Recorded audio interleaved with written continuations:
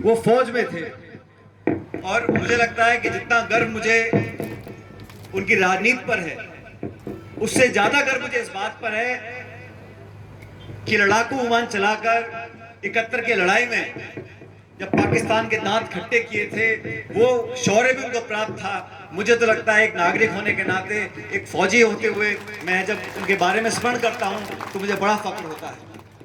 वो अक्सर कहते थे कि फौज में अधिकारी बोलते थे कि नौजवान, जो बात मन में हो वो जुबान पर लेकर आओ, साफ सीधा बोलो, और ऐसे हम फौज को आगे ले जाते हैं।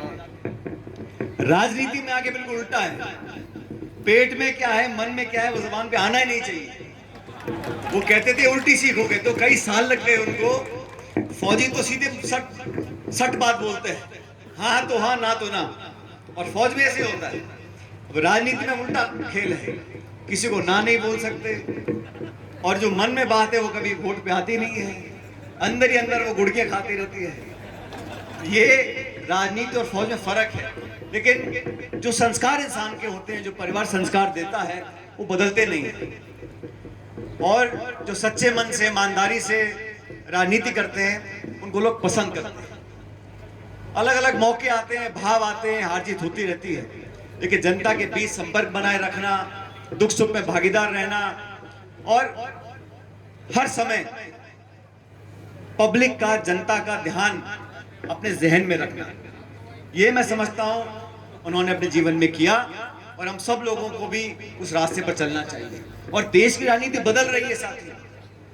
आज जो मैं दृश्य देखता हूं संसद के अंदर, मुरारी जी और भजनलाल जी तो दोनों सांसद हैं, और संसद के अंदर पहले एक संवाद होता था, विचारों का आदान प्रदान होता था, सत्ता पक्ष को टोकने का काम विपक्ष करता था। लेकिन आज जो माहौल बना है देश में, वहां दबाव की राजनीति है, सत्ता को हथियाने की राजनीति है, हर कीमत पर कुर्सी को पकड़ने की राजनीति है, लोगों के आवाज को कुचलने की राजनीति हो रही है।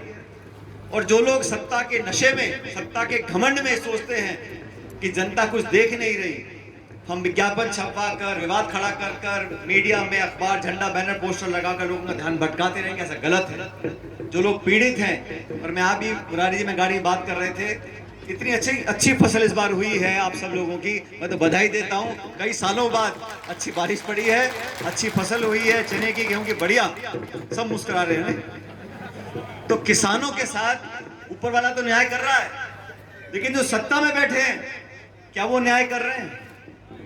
फसल खरीद पे हमने कानून बनाने की बात बोली, दोनों सरकारें चुप हैं, जयपुर वाले भी और दिल्ली वाले भी। हमने कहा अग्निवीर को समाप्त कर दो, फौजियों को सिर्फ 4 साल की नौकरी दे रहे हो, या न्याय है?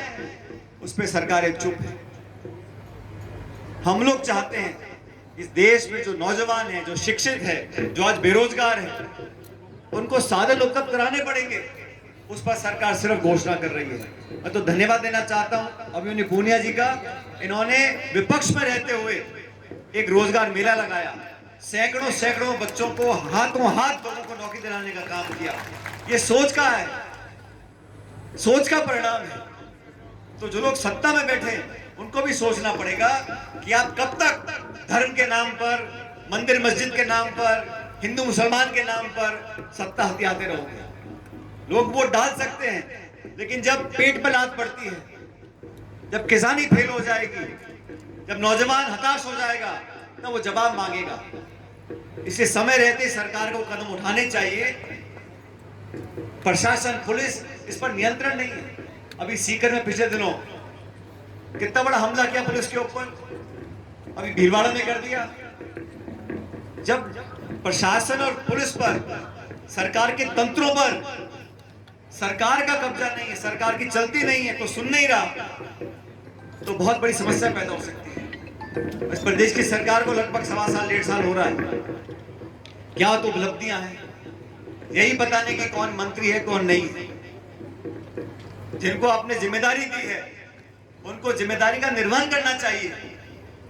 मौका जनता ने दिया है, चाहे पूरा नहीं दिया हो मौका, आधा से ही दिया हो, लेकिन काम करना चाहिए, और नहीं कर पाए तो बंद कर देनी चाहिए दुकान। ये भी करना है, वो भी करना है, आधे मन से काम नहीं होते। और मौका मिला जनसेवा करने का, हर राजनीतिक दल, हर राजनीतिक कार्यकर्ता मेहनत करता है जनता का मन जीतने के लिए, चुनाव जीतने के लिए। सत्ता की कलम हाथ में हमारे आए ताकि नियम बने, कानून बने, बजट बने, प्रावधान हो, पैसे दे पाए हम लोगों को गांव पंचायतों में, इसलिए लोग सरकार में आते हैं। तो काम पूरा करना चाहिए। इस पंचायत में मैं क्षमा चाहता हूं, कई महीने लग गए इस कार्यक्रम को करने में, लेकिन मैं विशेष रूप से धन्यवाद देना चाहता हूं कामकरण मीणा जी को, उनके परिवार को, ठेकेदार साहब को, सब लोगों ने मिलकर जो मूर्ति का निर्माण किया और आप सबके साथ मिलकर इसका यहाँ पर जो उद्घाटन किया।